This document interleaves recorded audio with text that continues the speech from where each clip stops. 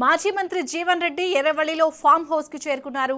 BRS అధినేత కేసీఆర్ తో జీవన్ రెడ్డి భేటీ అయ్యారు. కాంగ్రెస్ పార్టీకి రాజీనామా చేసిన జీవన్ రెడ్డి త్వరలో బీఆర్ఎస్ లో చేరుతారని ఇప్పటికే ప్రకటించారు.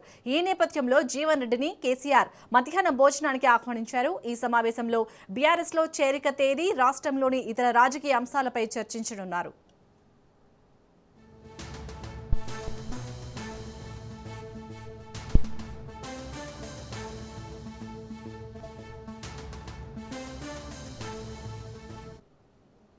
బీఆర్ఎస్ అధినేత కేసీఆర్ తో జీవన్ రెడ్డి భేటీకి సంబంధించి పూర్తి అప్డేట్స్ ని మా ప్రతినిధి రాజు అందిస్తారు. రాజు,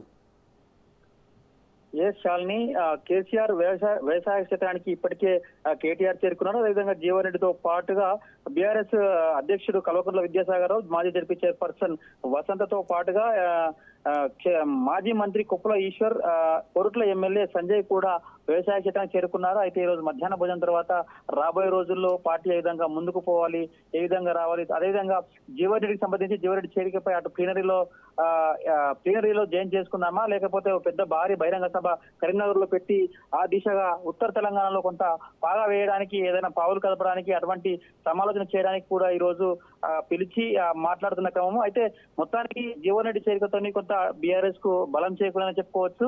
దానికి సంబంధించి అటు ఉత్తర తెలంగాణ వైపు నుంచి మొదలు పెడదామా, లేకపోతే ప్లీనరీలో జాయిన్ చేసుకుందామా అనే అంశం మీద మాట్లాడడానికైతే ఈ రోజు లంచ్ కు పిలిచినట్టుగా తెలుస్తోంది.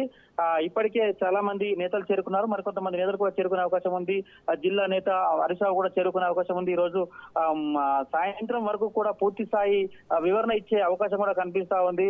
జీవన్ రెడ్డి చేరిక అయితే ప్లీనరీలోనా, లేకపోతే భారీ బహిరంగ సభతో పాటు మిగతా కార్యక్రమాలు ఏమైనా చేపడతారని చెప్పి కూడా చేసే అవకాశం ఉంది. కేసీఆర్ ఇప్పటికే ఆహ్వానించి లంచ్ కు పిలిచి ఈ రోజు పూర్తి స్థాయి సమావేశం అనంతరం పూర్తి స్థాయి ప్రకటన ఇచ్చే అవకాశం కూడా కనిపిస్తా ఉంది. ఇప్పటికీ జీవన్ రెడ్డి పలు ఆసక్తికర వ్యాఖ్యలు చేశాడు.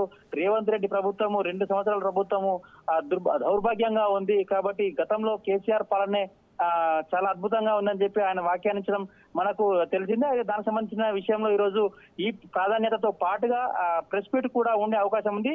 దానికి సంబంధించి ఇప్పటికే రాబోయే కొద్దిసేపట్లో ఆసక్తికరమైనటువంటి అంశాలు కూడా మనకు వచ్చే అవకాశం కూడా కనిపిస్తుంది.